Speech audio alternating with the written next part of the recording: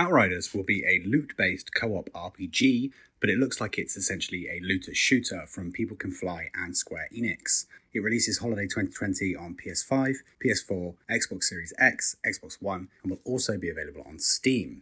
First things first, let's get this out of the way, this is not a live service game. So although it may look like Destiny, The Division and Anthem, it doesn't fall under that umbrella as games as a service. There will be no weekly resets or anything like that. It does have a campaign, and with that comes a natural endpoint. It has been confirmed that the campaign itself will take 30 to 40 hours, and there will be some endgame content, but we haven't got any more details regarding what that endgame stuff will be. We've now had the first of a series of broadcasts which will be releasing monthly. This one featured brand new gameplay, new areas, abilities, character class information, development updates, and loads more stuff. So we're going to talk about all this in the video, so make sure to like, subscribe, and hit that notification bell to ensure you don't miss any future Outriders videos.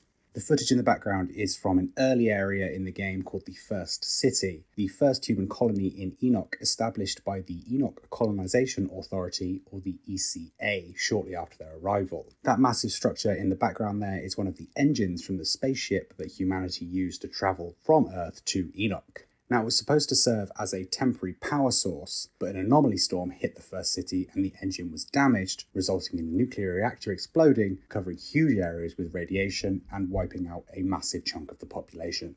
The early mission we're seeing here is called Salvation. The objective is to head into hostile territory and retrieve a vehicle which belongs to an ECA scientist and contains some invaluable information regarding the anomaly and the mysterious signal that the game revolves around. People Can Fly go on to say that up until this point in the game, we will have only encountered humanoid enemies, but once you reach this area, you will come across a new species that have been rapidly evolved by this anomaly. Further into the video, we've got some gameplay with the Pyromancer, who is a mage/warlock type of class who will use weapons and abilities to burn through these mutated creatures.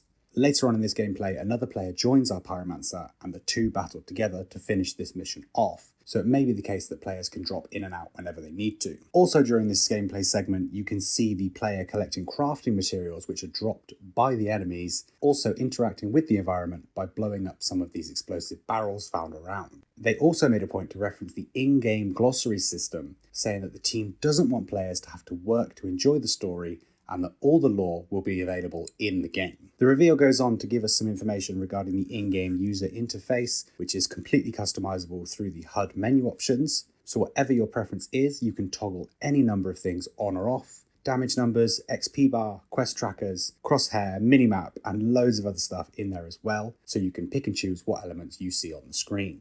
We get to see another couple of enemy types in this gameplay as well. We've got this absolute beauty here with a blade for an arm who looks like he deals some kind of earth damage when he hits the floor. And behind him, we've also got these guys who look like they throw projectiles at you and potentially look like they'll deal poison damage, giving their green colour. Also mentioned in this discovery video is the dynamic difficulty levels. Outriders has a flexible difficulty system called world tiers.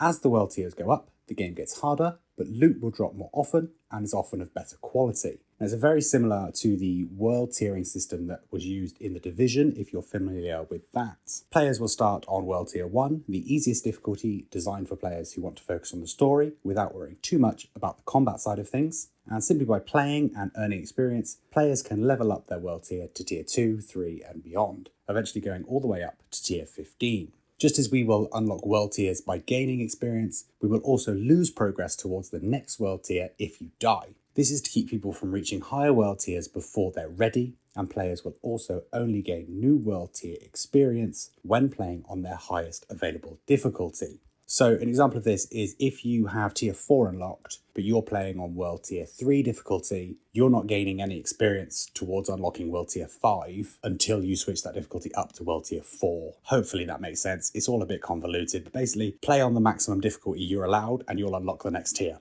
As the world tiers increase, new loot and resources will be unlocked.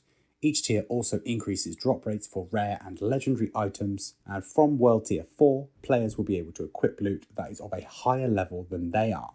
And the highest world tiers will require players to already have a powerful build in place to even stand a small chance of surviving. Obviously, this being a loot-based game, there will be plenty of options to customize our players. Each character will have 3 weapons and 5 pieces of armor equipped, a system Destiny fans will be used to. One other thing worth mentioning here, it has also been confirmed that there will not be any loot boxes, any pay to win, or anything else along those lines. All of the gear will have various perks associated with each piece. The Voodoo Matchmaker, which is an assault rifle shown off in the gameplay here, has 2 perks. Ultimate Damage Link, which gives shots a chance to deal shared damage with other enemies, and Exposing Bullets, which has a chance to cause an exposed status effect on the enemy. Just like weapons, the armor will also offer these perks. The stream showed off some for the Trickster class, complete with a set bonus that changed the character's abilities. So the Trickster has an ability called Slow Trap, which creates a bubble in an area around them, slowing all the enemies inside it. But the set bonus shown in the video unlocks a different ability called Time Shell, which stops the player from dying whilst they remain inside that bubble. Next, we know there will be 4 classes: the Devastator, your tanky Titan type class, the Trickster, your rogue hunter type class, the Pyromancer, who will be your mage warlock type, and another that hasn't yet been announced. However, in the gameplay that was shown, if you look within the accolades section, you'll see this section here called Technomancer alongside the other classes. So it looks like that will be the 4th class that hasn't yet been announced to us, but looks like it has been shown off in the gameplay. Now, your abilities are going to play a huge part of the game, kind of like they did in Anthem. They have a really quick cooldown period as they're intended to be an important part of the game, to be used alongside your weapons to enhance your damage. Each class will be able to equip 3 from a possible 8. Players can also spend skill points on their skill trees, which can help move players towards a specific playstyle within their chosen class, but we'll go into more on that in a minute. We saw some of the Pyromancer's abilities in the gameplay, but People Can Fly also told us a lot more regarding the Trickster's abilities. So the Trickster will be the close range damage dealer before then having to retreat to ensure they don't die. Tricksters can only heal themselves by killing enemies in close range. So to get your health back if you're playing the Trickster class, you're gonna have to be in the thick of the action. And we also got a good look at 4 of the available abilities for this class. Starting with the Temporal Slice, this one creates a huge blade from the Trickster's hand, which can cut through groups of enemies, slowing them down and causing them to explode. Borrowed Time gives the Trickster a shield and leaves a clone behind, so you can head into the action and have a safe place to retreat to when your health starts getting too low. When you reactivate Borrowed Time, the player will be transported back to the clone's location and out of harm's way. Slow Trap is the one I mentioned earlier. This one creates a bubble around the character, and inside that bubble, your enemies are slowed, but your allies will move at normal speed. Hunt the Prey is the last one we got a look at, which highlights an enemy, and if you activate it again, it will teleport the character behind that enemy. This process then slows the enemy down as well as heals the player. We also got a good look at the Trickster's skill tree. All classes will have 3 skill branches. In the Trickster's case, the first is Master of Space. This one is designed for movement heavy builds and close range attacks. The Harbinger tree is second on the list for players who want to take and deal out a lot of damage. And finally, the Assassin's tree is the one for heavy skill damage. So I think that about covers it. Overall, I think Outriders looks fun to play. It has a kind of Gears of War feel to it, although it looks a lot faster, and of course we will have abilities. Let me know what you guys think about the game in the comments. I was initially quite worried about it, but I felt a lot better when I realised that it wasn't a live service game. So hopefully we will at least get a completed product at launch.